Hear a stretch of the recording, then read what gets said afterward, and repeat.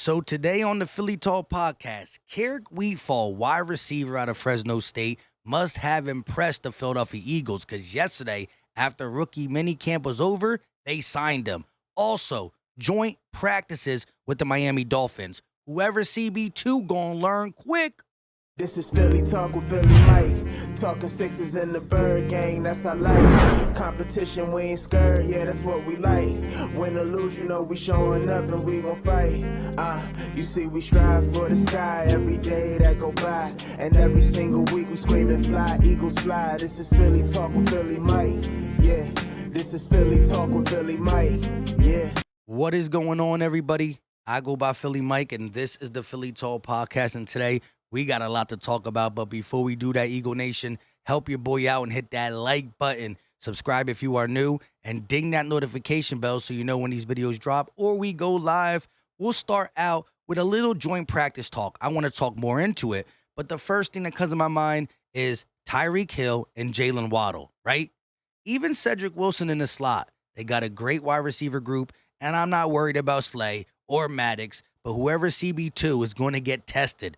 Goodrich, Job, McPherson, Gowan. We'll know if they're not ready at all or coming around.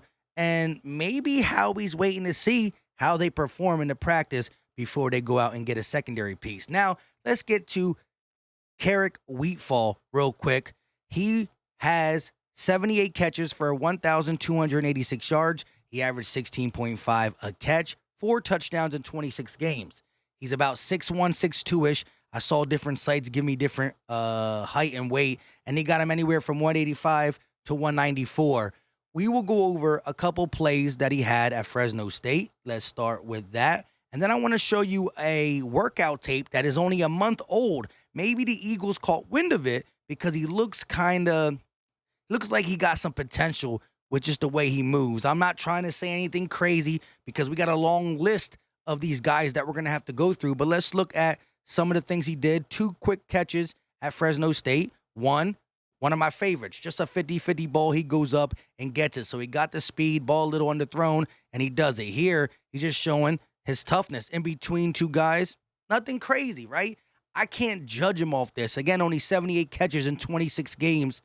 He wasn't productive. But when he did get opportunities, he showed me he could track the ball. He got sure hands. Some of the negatives, they say he only got 1 gear, right? He's not the fastest, he's not the slowest, but he can't get into that second gear, and his route tree is limited, right? He wasn't productive, route tree limited. They came in and used them in certain packages. It just is what it is.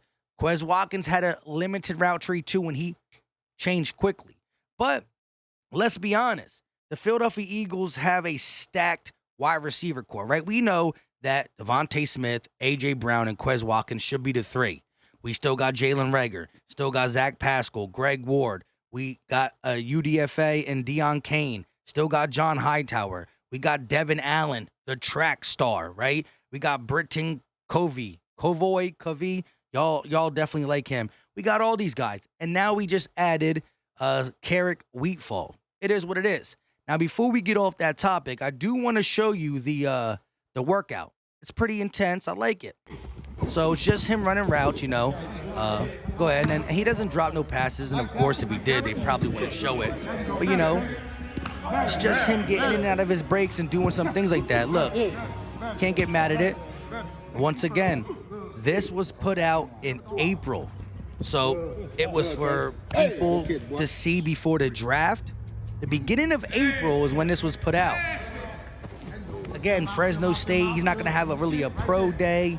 He wants to be known. But look at this long ball. Still caught it, right? And he got some type of speed. I don't got the 40 timer to go judge him and all that. But I do like some of the things he's showing. And 1 week of rookie minicamp, the Eagles said, we don't want to let him go yet, right? Again, we're talking camp bodies. We know. Britton Covey, Allen, Deion Kane, Devin Allen, I meant to say. These are all camp bodies, but this is the newest member to the Philadelphia Eagles for now, right? Being a member of the Eagles in June and July doesn't really say much. And right now, it's actually only May. I'm jumping the gun trying to get to the actual training camp. But there's your boy, Keric Wheatfall. Welcome to the Philadelphia Eagles. And hopefully, you a nice little story that we can talk about later. Now, let's get to these joint practices. And I started it off with the fact that their wide receivers versus our DBs, right? Darius Slay, Avonte Maddox, they're gonna get beat a couple times. They're great guys, but we know who they are and what they can do. That's why they're both paid, and that's why they're both, non-question for the slot and CB1. But who goes to CB2? I've advocated for James Bradbury. I talked about other guys like Kyle Fuller, right? AJ Boye, somebody that we can say is a veteran. We know he's done it before in the NFL. And if a Goodrich or a Job or McPherson or Gowan beats him out, then good. Whatever's left of AJ Boye, you're better than. So you're at least better than proven talent, to say the least. Here's my thing. I think Bradbury's going to settle the market a little bit, right? I think it's going to wait to a little bit after June. I think if the training camp with the Dolphins comes out, right, maybe Howie's waiting. If we see CB2 getting burnt left and right by pure talent, right, this is going to be Tyreek Hill, Jalen Waddle, Cedric Wilson, however they line up. But I think it's a good test for Howie, the coaching staff, and me and you guys to say, okay, maybe Goodrich is ready. Okay, maybe McPherson is ready. Or whoa, they're not ready. He wasn't ready. So I think that is big right there. And then we can flip the script too, right? Jalen Hurts going against a Miami Dolphins defense at the end of the season that played very, very well. Xavier Rhodes is still over there. Not Xavier Rhodes. Xavier Howard is still over there. He's a top-notch cornerback. So you get to see maybe one-on-ones with him and Devontae, him and A.J. Brown. We know what they both can do. But I just think that, iron sharpens iron. I think that the Dolphins are set up to be really good depending on how Tua is this season. So, certain positions that I really want to see come out and get it done, right? And not just the wide receiver position, because that's dependent on the quarterback, right? So good defense plays a good disguise. Jalen Hurts got to put the ball only where his guy can get it.